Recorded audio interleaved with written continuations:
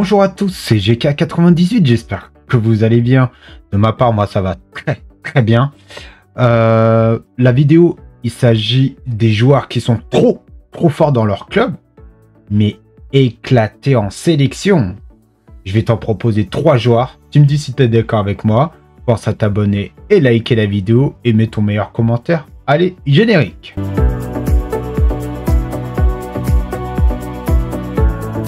Et attaquant, qui est le fils de Thuram et qui est Marcus Thuram.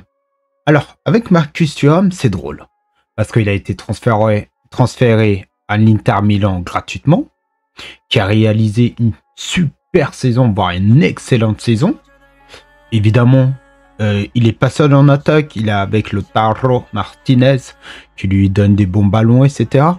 Mais en équipe de France, il est catastrophique, il est nul. Selon moi, évidemment. J'ai regardé les stats.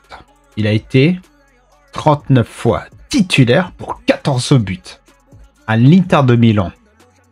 Du coup, grâce à lui et grâce à Lautaro Martinez, grâce à l'équipe, ils ont remporté la Serie A. Donc, c'est super. Avec tout ça, on s'est dit, allez, en équipe de France, il va faire quelque chose de waouh. Ben non. Il est nul.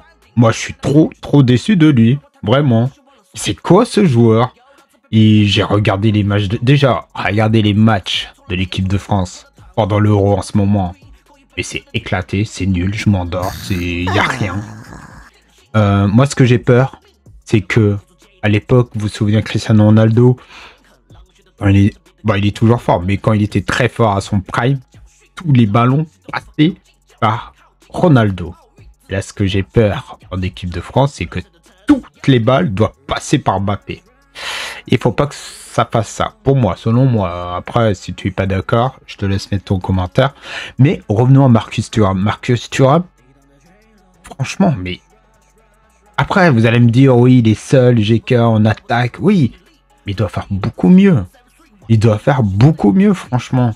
Moi, je suis ultra déçu, il est éclaté en sélection. Est-ce que Didier, faut pas qu'il le mette pendant, je sais pas, la prochaine coupe, on l'appelle pas, comme ça gigote dans sa tête à Marcus, et ensuite tu le rappelles.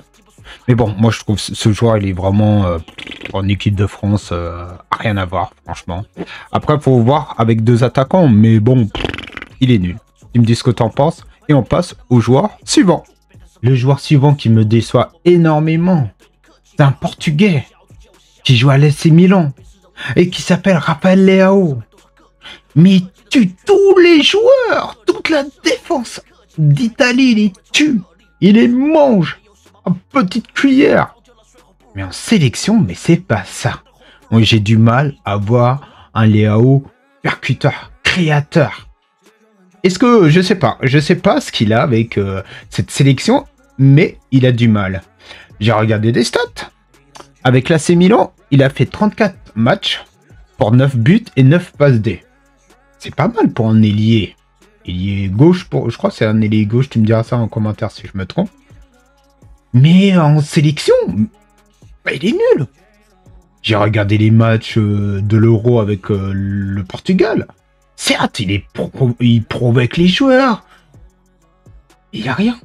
Hormis sa vitesse, vision de jeu nulle, les tirs.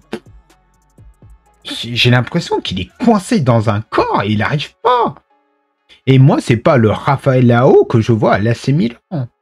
Et je sais pas pourquoi. Il est trop fort avec l'AC Milan et nul en sélection. Est-ce que c'est moi?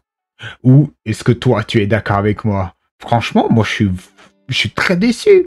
En sélection, il faut que ça progresse. Après, moi, j'étais en train de me dire, est-ce que quand Cristiano Ronaldo va prendre sa retraite, est-ce qu'il aura plus de liberté, etc. Peut-être, ça, je ne sais pas. Mais est-ce que toi, tu es d'accord avec moi ou pas? Tu me dis ça en commentaire, évidemment. Et on passe au joueur suivant et tu vas être étonné. Et les derniers joueurs, c'est Gianluca Scamacca. C'est un Italien qui joue à Atalanta. Ils avaient joué contre Marseille, si tu te souviens. Ce joueur, mais C'est un style d'attaquant que j'aime bien pourtant. Un joueur assez grand, attaquant de pivot, tout ce que j'aime. Mais en Italie, mais c'est nul. Mais c'est nul. Déjà, la sélection italienne, c'est éclaté. Ils ont, depuis très longtemps, ils n'ont pas un très bon attaquant. Ils n'ont pas des bons milieux et de la défense. Mais peut-être les futures générations, ça va venir petit à petit. Mais ce joueur-là, franchement, moi je l'ai vu plusieurs fois jouer à Atalanta. Et c'est un joueur, franchement, qui mérite, qui mérite un bon club. C'est-à-dire, plus tard, je le vois bien à West Ham. Aston Villa. Voilà, je le vois bien. Plus tard, je le vois bien à Aston Villa. Pourquoi pas dans un top 3 de Première Ligue ou dans un bon club. Peu importe le club, mais dans un bon club parce que c'est un joueur qui peut apporter beaucoup de choses. C'est un joueur, dont je viens de dire, grand, véloce, qui joue en pivot, c'est-à-dire faut pas qu'il soit tout seul en attaque, et il faut qu'il ait une flèche. Voilà, lui, il faut qu'il dévie. Et pourtant, ce joueur est pas ridicule pourtant. Avec Atalanta, c'est 29 matchs pour 12 buts et 6 passes D. Et en sélection italienne, mais il est éclaté, mais franchement, il est éclaté. Déjà, la sélection, elle est éclatée. Alors lui, il est nul, mais nul. Et je suis déçu, mais je suis déçu. Voilà, en tout cas, c'était les 3 joueurs dont ils sont trop forts dans leur club, mais éclatés en sélection. Si tu veux une partie 2, n'hésite surtout pas à me le dire en commentaire, parce que j'ai d'autres joueurs en tête. Mais bon, comme ça, la vidéo, ça va durer trop longtemps. Bon, tu me dis en commentaire. Et puis, je vais essayer de te répondre clair et net. En tout cas, pense à t'abonner, liker la vidéo. Ça me soutient toujours. On est 346 et on essaie de faire beaucoup mieux, les amis. Partage à tes amis. Et j'espère qu'on va gagner vendredi face au Portugal. Pronostic comme ça, 2-1 pour l'équipe de France.